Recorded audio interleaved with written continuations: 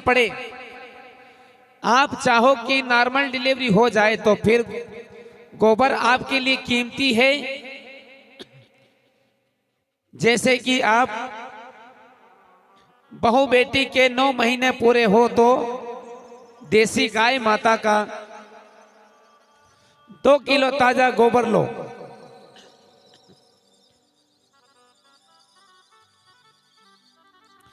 ये बात मैं अपनी मर्जी से नहीं कह रहा हूं, ये हमारे गुरुदेव का प्रमाण है।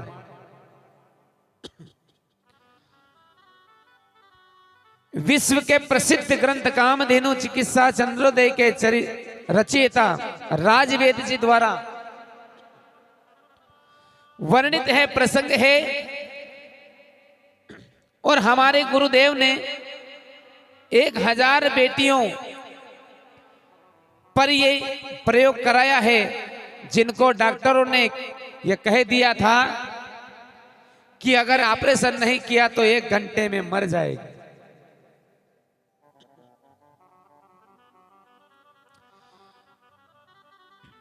और जिनको ये कहा था कि 1 घंटे में मर जाएगी, उनकी भी नॉर्मल डिलीवरी इसी फार्मूले से हुई है। बोले गौ माता की।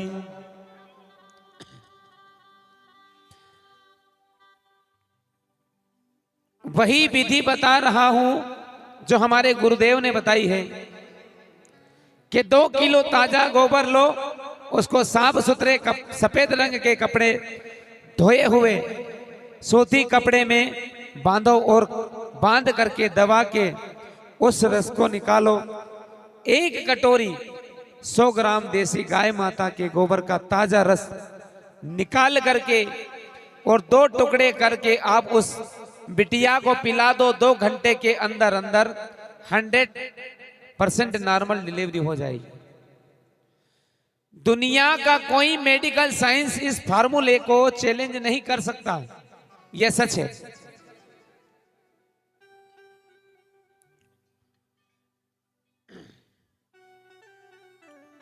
कि गाय माता के गोबर में इतनी शक्ति है, तो पुनः बात समझिए कि हम प्रसाद खाएंगे तो गंदगी बन जाती है, और गाय माता गंदा कचरा भी अगर खा जाए तो वो पवित्र वस्तु बन करके इंसान के काम आती है।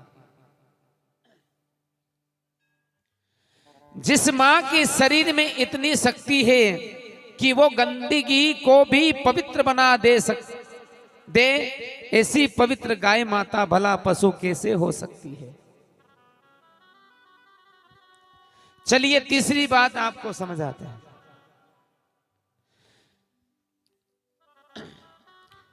जो भी यहां इस सभा में है सारे पढ़े लिखे हैं, सब पढ़े लिखे हैं। सभी जजमानों से निवेदन है, धुने तरफ ना जाए और कथा में आ जाए। जजमानों से निवेदन है कि जजमान और जजमान पत्नियां इधर सामने आ जाएं। यज्ञ में आरती होने के बाद सीधे कथा में आना है, आपको इधर उधर नहीं भगना है जजमान।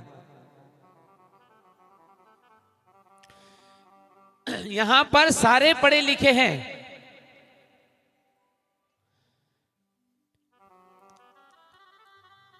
वो आंखों देखी पर भी पूरा विश्वास नहीं करते, वह तो बोलते हैं कि साइंस क्या बोलता है। पढ़ा लिखा बुरी बात नहीं है, लेकिन पढ़ाई लिखाई जब अंधविश्वास बना दे, वास्तविक चीजों पर विश्वास घटा दे तो पढ़ाई ठीक नहीं है। ऐसे पढ़े लिखे भाई बहनों के लिए एक प्रमाण रख रहा हूं।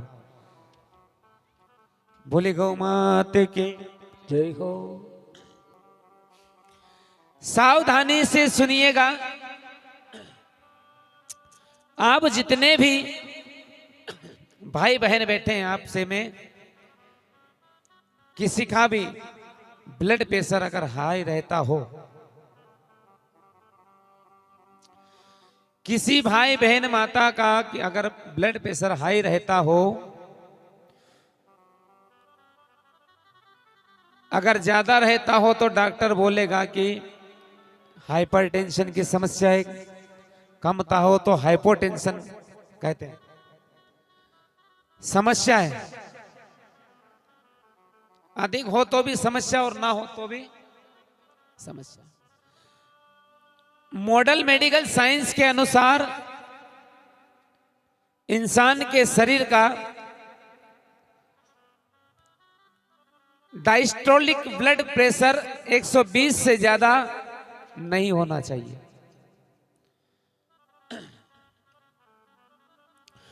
और लिस्टोलिक ब्लड प्रेशर 180 से ज्यादा नहीं होना चाहिए।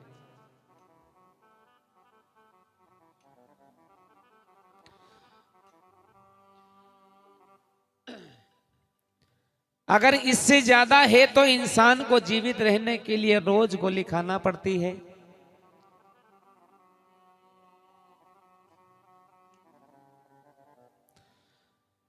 तो ब्रेन हेमरेज हो सकता है, इससे ज्यादा गोली खाने से ब्रेन हेमरेज हो सकता है, हार्ट फेल हो सकता है, पैरालाइसिस हो सकता है।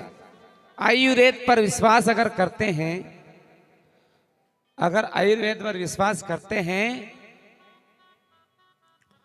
करने वाले लोग अश्वगंधा गनवटी खाते हैं। एलोपैथी के गुलाम जो लोग हैं वो अमलवास या 25 नाम की 25 नाम की टेबलेट खाते हैं, काम चला लेते हैं गोली से। शायद आप रोज खा रहे होंगे, एक प्रयोग करके देखिए, आपको गोली खाने की जरूरत नहीं है, सिर्फ एक प्रयोग। क्या? कल ही करना।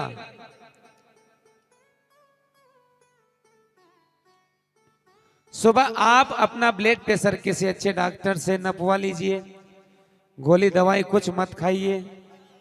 मशीन भी आती है, आप घर पर भी नाप सकते हो। डिजिटल मीटर आता है, सुबह सुबह उठ करके आप अपनी बीपी नाप लीजिए, कितना ज्यादा है पर्ची पर लिख लीजिएगा।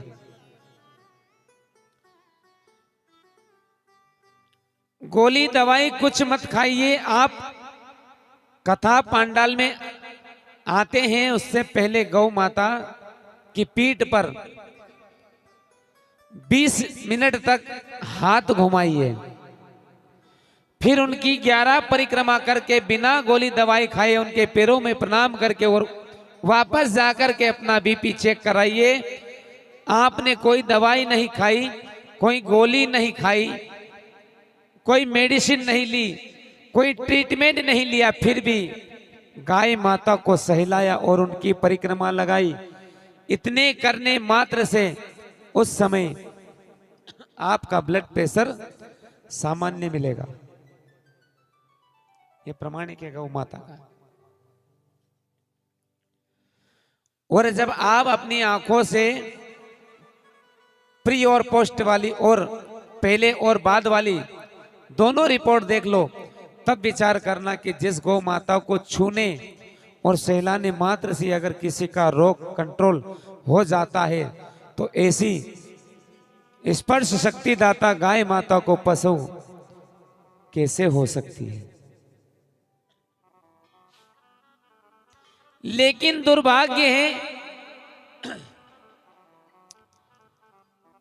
ऐसी गैया मैया को आजकल हम लोगों ने पशु समझना शुरू कर दिया।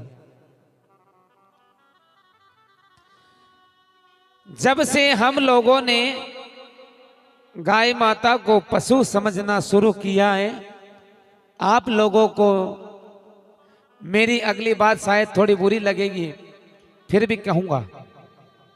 क्यों?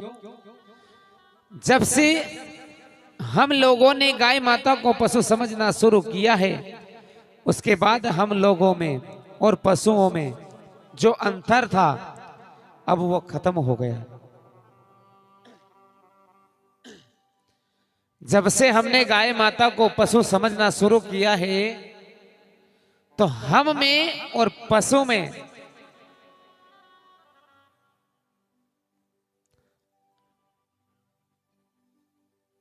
आओ भाव वो खत्म हो गया।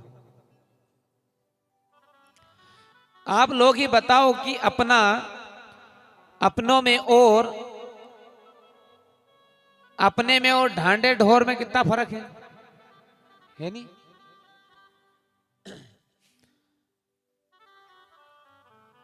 क्यों फर्क कैसे हो गया? अरे ढांडे ढोर में और अपने में फर्क कैसे हो गया बताओ पहले तो। बिल्कुल फर्क नहीं है।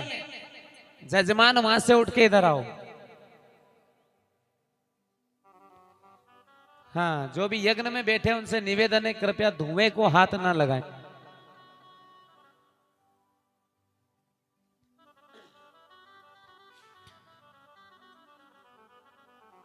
अपना और ढोर ढांडा में कई फर्क है, बताता हूं कि रोटी हम भी खाते हैं,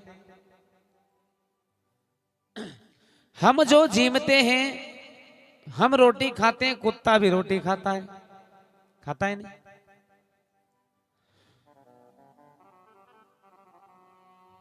तो वो भी भोजन करे कि नहीं करे? करे। हम लोग स्नान करें, करे कि नहीं करे?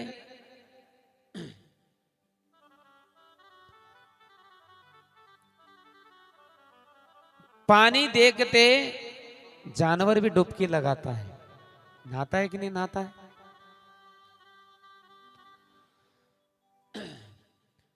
आप लोग चोखा चोखा बंगला बनाओ तो चिड़िया चिरकली मोर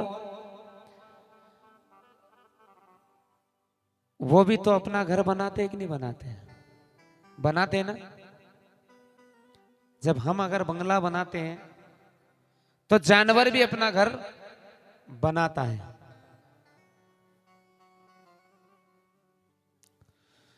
आप लोग 12 महीना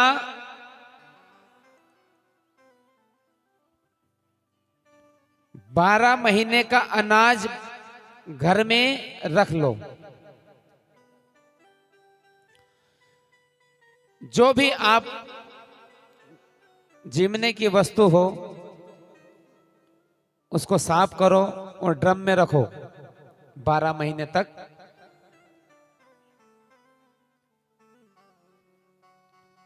रखे कि नहीं रखे?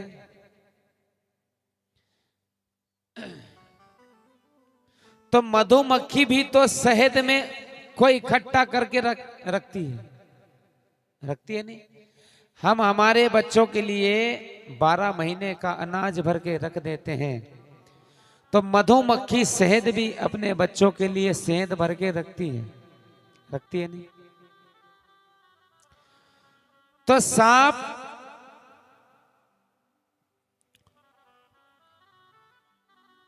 सांप बिच्छू भी अपनी फैमिली बढ़ाने की नहीं। आप लोग गीत गाओ तो कोयल भी गीत गाती है, अपना से तो अच्छो गाए, अपन तो यूं जल डावा, कोयल अपना से अच्छो गाए। आप लोग नाचते हो तो मोर भी नाचता है। आप लोग कई भाई बहन लोग दिन में 2-3 बार अपनी ड्रेस बदलते हैं, अलग अलग रंग पहने। सुबह अलग रंग तो शाम को कुर्ते का अलग रंग, और अभी बैठे तो और शाम को अलग रंग। दूजे रंग को कपड़ों नजर आए, आप नहीं यूं ही लगे कि कलर बदला तो चोखा लगे। कलर अगर हम बदलेंगे तो हम अच्छे लगेंगे। अपना कपड़ा बदलने से कलर बदल सके, और जैसे हम कलर बदलते हैं रोज, ऐसे गिरगिट भी कलर बदलता है। जिस प्रकार हम कलर बदलते हैं, एक इंसान कलर बदलता है, वैसे गिरगिट भी कलर बदलता है।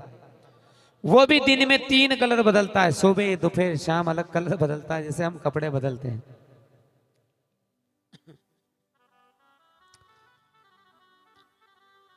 वो भी बिना कपड़े बदले दिन में 3 बार अपने आप ही कलर बदल ले की क्षमता रखता है।